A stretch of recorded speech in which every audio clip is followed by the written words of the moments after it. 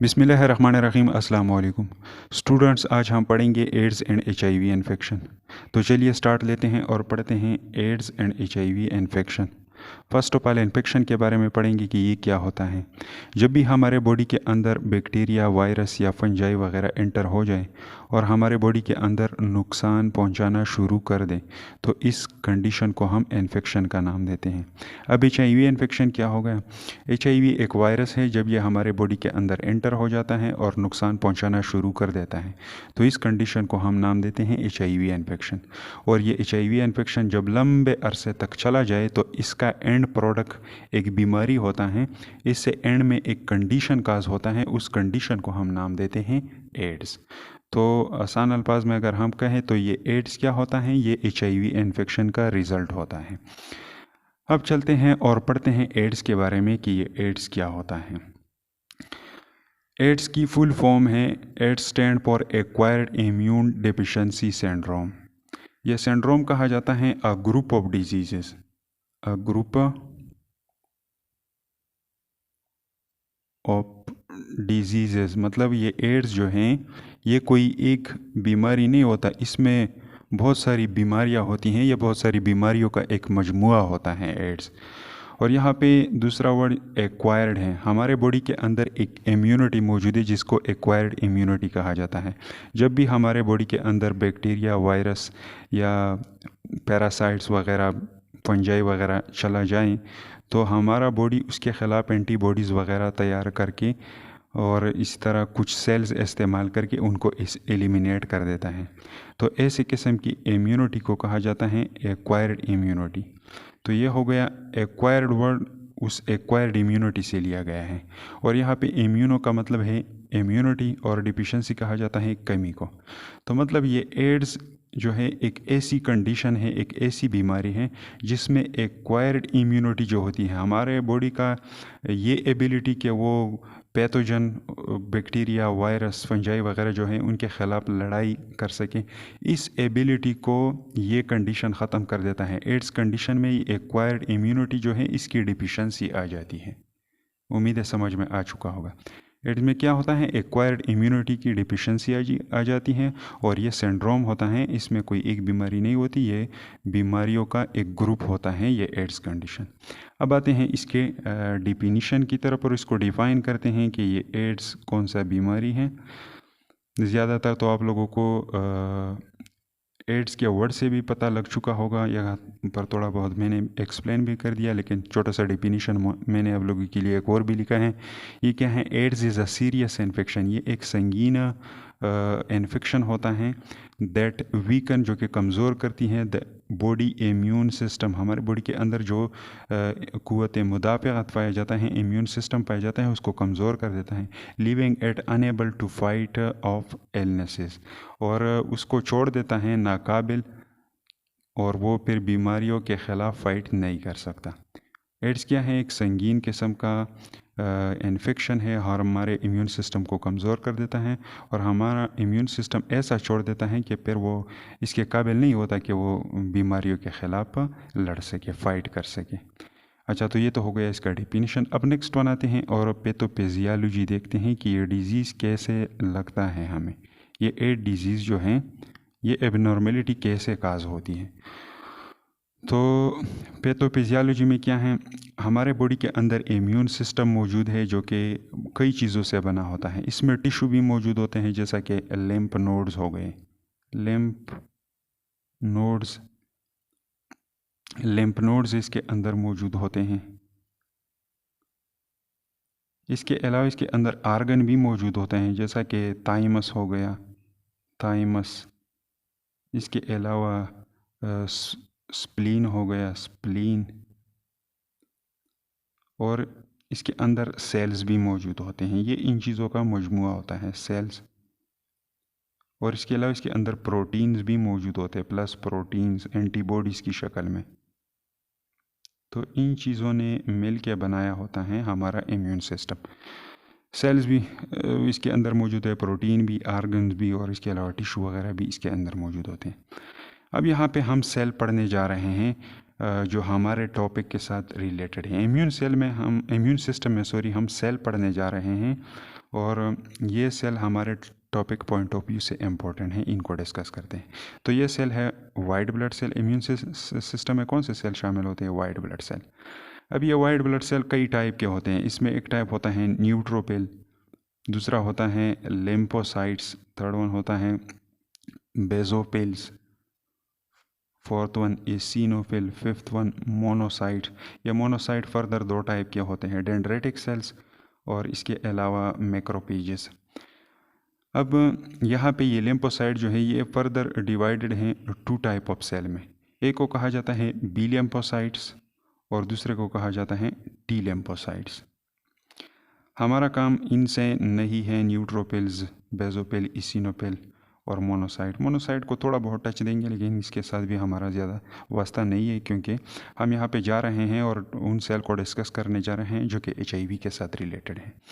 اچھا، اب آتے ہیں اور ان ٹی لیمفوسائٹ کو فردر دیکھتے ہیں۔ ٹی لیمفوسائٹ فردر ٹو ٹائپس کے ہوتے ہیں، ایک کو کہا جاتا ہے ٹی ہیلپر سیل اور دوسرے کو کہا جاتا ہے ٹی کیلر سیل۔ تو HIV وائرس جو ہے یہ اٹیک کرتا ہے ہمارے ٹی ہیلپر سیل کے اوپر۔ یہاں پہ یہ کیا ہے؟ ایک ٹی ہیلپر سیل ہے، اور اس کے سرفیس کے اوپر پروٹین مالیکیول موجود ہوتے ہیں جن کو کہا جاتا ہے CD4 مالیکیول۔ CD4 مالیکیول یہ ریڈ کلر سے جو میں نے بنا دیا ہے، یہ ایک سیل ہے اس کی ٹی ہیلپر سیل، اور اس کے سرفیس کے اوپر ایک CD4 مالیکیول موجود ہے۔ اس CD4 مالیکیول کے ساتھ ہم نے HIV وائرس کا سٹرکچر پڑھ لیا تھا، اس میں ایک مالیکیول تھا جس کا نام تھا GP، ایک مالیکیول تھا گلائکو پروٹین تھا GP120۔ یہ GP120 جو تھا اس مالیکیول کے ساتھ اٹیچ ہوتا تھا، اور جب یہ اٹیچ ہو جاتا ہے تو پھر اپنا وہ وائرس جو ہے اپنا جینیٹک مٹیریل اس سیل کے اندر انٹر کر دیتا ہے۔ تو یہ تو ہو گیا HIV وائرس کا اٹیچمنٹ پوائنٹ، کہ یہ کہاں پہ سیل کے اوپر، کون سے سیل کے اوپر کس طرح اٹیچ ہوتا ہے۔ اچھا، اب آتے ہیں ٹی کیلر سیل کی طرف۔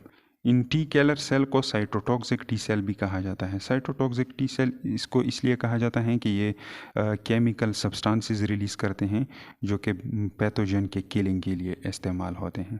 اس کے علاوہ ان سیلوں کا فنکشن کیا ہوتا ہے؟ یہ ٹی کیلر سیل جو ہیں ان کے دو فنکشن میں نے یہاں پہ لکھ دیے ہیں جو اس ٹاپک پوائنٹ آف ویو سے ضروری ہیں۔ فرسٹ ون، کل دا پیتھوجن، یہ پیتھوجن کو مار دیتی ہیں۔ اس کے علاوہ اگر باڈی کے اندر کینسر سیل پروڈیوس ہو جائے تو ان کو بھی ڈسٹروائے کر دیتی ہیں۔ کون؟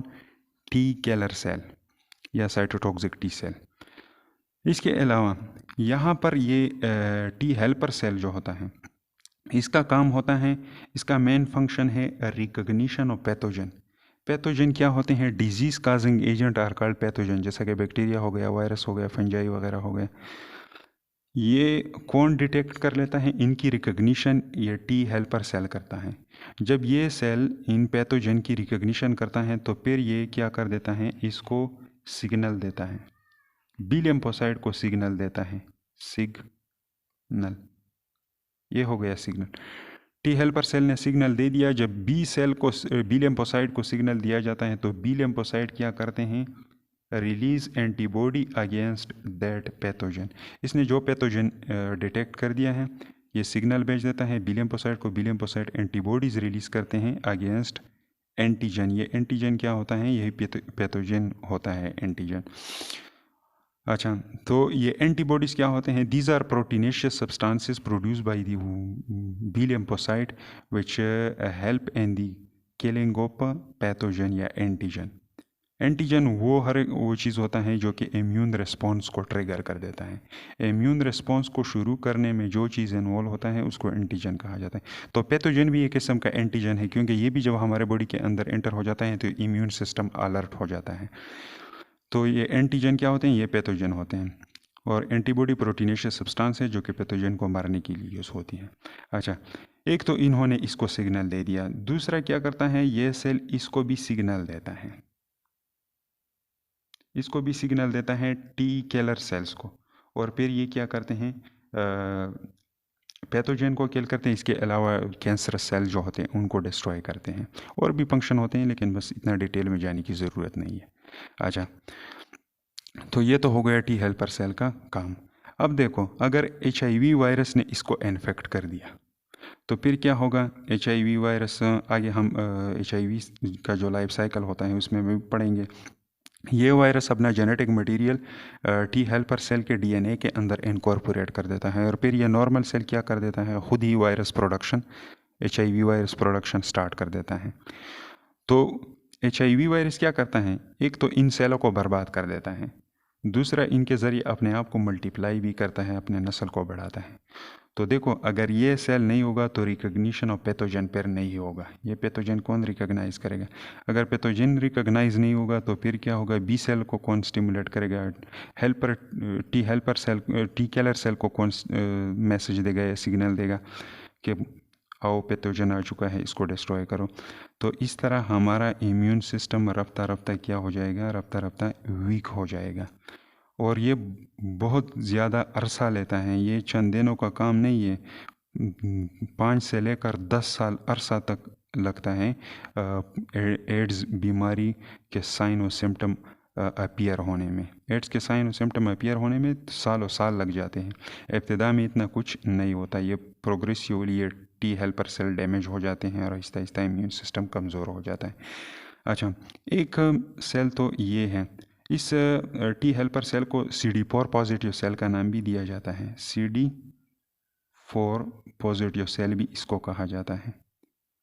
تو مین ٹارگیٹ HIV وائرس کا CD4 پازیٹیو سیلز ہوتے ہیں, لیکن اس کے علاوہ کچھ ایسے سیلز بھی ہیں جن کے اوپر یہ CD4 مولیکیول پایا جاتا ہے. CD4 ریسیپٹر اس کے اوپر پایا جاتا ہے. وہ سیل ہیں ڈینڈریٹک سیل جو کہ اسکن کے اندر پائے جاتے ہیں, اور اس کے علاوہ میکروپیجز جو کہ بہت سارے آرگن کے اندر موجود ہوتے ہیں. ان سیلوں کے سرفیس کے اوپر بھی یہ CD4 مولیکیول موجود ہوتا ہے. تو HIV وائرس کا ٹارگیٹس یہ سیلز بھی ہوتے ہیں, لیکن مین ٹارگیٹ سیل جو ہوتا ہے وہ CD4 پازیٹیو سیل یا ٹی ہیلپر سیل ہوتا ہے. تو یہ اس کا پیتھوپیزیالوجی ہوتا ہے کہ یہ ڈیزیز باڈی کے اندر اس طرح کاز ہوتی ہیں. اچھا, اب آتے ہیں اور کازز ڈسکس کرتے ہیں کہ یہ کس وجہ سے یہ ایڈز کاز ہوتا ہے. تو نیکسٹ ون پوائنٹ ہے کازز. HIV ایک وائرس ہے, ہیومن امیونو ڈیفیشنسی وائرس, اس کی وجہ سے یہ کاز ہوتا ہے. اب سمٹمز اس کی کیا ہوں گے, علامات کیا ہوں گے جب کسی کو ایڈز ہوگا. ان ارلی سٹیج, ابتدائی سٹیج میں there is know specific symptom, یہاں پہ کوئی ابتدائی سٹیج میں کوئی خاص علامات اس کے نہیں ہوتے. اس کے علامات 5 سے لے کر 10 سال بعد شروع ہو جاتے ہیں, جب امیون سسٹم کو پوری طرح یہ کمزور کرے یہ HIV وائرس, بعد میں اس کے سمٹم شروع ہو جاتے ہیں. اب اس کے لیٹر سٹیجز میں کون کون سے سمٹم ہوتے ہیں. آدمی کو فیور ہوتا ہے, اس کے علاوہ فٹیگ مطلب تھکاوٹ محسوس کرنا, سوولن لیمف نوڈ, جتنے بھی لیمف نوڈز ہوتے ہیں وہ باڈی کے اندر یہ سارے پھول جاتے ہیں. اس کے علاوہ سیویئر انفیکشن, سنگین قسم کے انفیکشنز اس آدمی کو کاز ہوتے ہیں, کیونکہ اس کا امیون سسٹم کمزور ہوتا ہے, اس لیے سیویئر قسم کے انفیکشن ہوتے ہیں اس کو. سیویئر ویٹ لاس, اس کا وزن بہت کم ہو جاتا ہے. اس کے علاوہ کینسر بھی بعض جگہوں پہ پروڈیوس ہو جاتا ہے, کیونکہ یہاں پہ ہم نے پڑھ لیا کہ ٹی کیلر سیل جو ہوتے ہیں ڈسٹروائے کینسر سیل. نارملی یہ کینسر سیل ڈسٹروائے کرتے ہیں, لیکن جب اس کو سگنل نہیں آئے گا تو یہ کس طرح ان سیلوں کو ڈسٹروائے کرے گا. اس کے علاوہ CNS ڈس آرڈر, سینٹرل نروس سسٹم کے ڈس آرڈر بھی اسٹارٹ ہو جاتے ہیں, کیونکہ ہمارا باڈی وائرسز, اس کے علاوہ بیکٹیریا, پیراسائٹس وغیرہ, پنجائی وغیرہ, ان چیزوں کے ساتھ لڑ نہیں سکتا, ہمارا امیونٹی کمزور ہوتا ہے. تو اس لیے یہ چیزیں جب ہمارے باڈی کے اندر انٹر ہو جاتے ہیں تو بعض اوقات انسیفیلائٹس, inflammation of the brain, meningitis وغیرہ, انفلمیشن آف دی میننجز ہو گئے, یہ ساری چیزیں لیٹر سٹیج میں کاز ہوتی ہیں. اس کے علاوہ اپرچونسٹک انفیکشن بھی آتے ہیں, اپرچونسٹک ڈیزیزز. اپرچونسٹک ڈیزیزز ایسے ڈیزیزز ہوتے ہیں کہ ایک نارمل آدمی جو ہوتا ہے, ہیلتھی پرسن, اس کے باڈی کے اندر ان ڈیزیزز کا پروڈیوس ہونا بہت کم ہوتا ہے. مطلب ہیلتھی پرسن کی امیونٹی اتنی طاقتور ہوتی ہے کہ اپرچونسٹک ڈیزیز کازنگ ایجنٹ جو ہوتے ہیں ان کے خلاف اس کا باڈی فائٹنگ کر سکتا ہے. تو یہ بیماریاں جو ہوتی ہیں یہ ہیلتھی پرسن کو آسانی سے نہیں لگتی. और जब इम्यून सिस्टम एड्स मरीज़ का वीकन हो जाए तो फिर ये डिजीज़ भी उनको आसानी से लगती हैं। अपॉर्चुनिस्टिक इन्फेक्शन में आते हैं या डिजीज़ में आते हैं टीबी, ट्यूबरकुलोसिस जो हो गया लंग वाला। इसके अलावा कैंडिडियासिस क्या है, ये फंगल इन्फेक्शन होता है जो कि माउथ में भी होता है, उसको ओरल कैंडिडियासिस कहा जाता है। और इसके अलावा वेजाइना वगैरह में भी होता है, वेजाइनल कैंडिडियासिस उसको कहा जाता है। तो ये कैंडिडिया क्या है, ये एक फंजाई है, उससे ये काज होता है। इसके अलावा लास्ट वन आते हैं ट्रीटमेंट की तरफ। इसका ट्रीटमेंट नो क्योर, एड्स का परमानेंट इलाज नहीं है। ये एक दफ़ा जब आप लोगों का पॉजिटिव हो गया फिर कब्र तक ये आप लोगों का पॉजिटिव रहेगा। क्योंकि यहाँ पे मुश्किल कहाँ पे है, मुश्किल इसमें है कि ये HIV वायरस अपना DNA टी हेल्पर सेल के DNA के अंदर इनकॉर्पोरेट कर देता है। इसका डिटेल हम आगे लाइफ साइकिल ऑफ HIV में पढ़ेंगे। तो मार्केट में अभी तक ऐसी दवाई अवेलेबल नहीं है कि टी हेल्पर सेल के DNA से हम उस वायरल DNA को बाहर निकाल दें।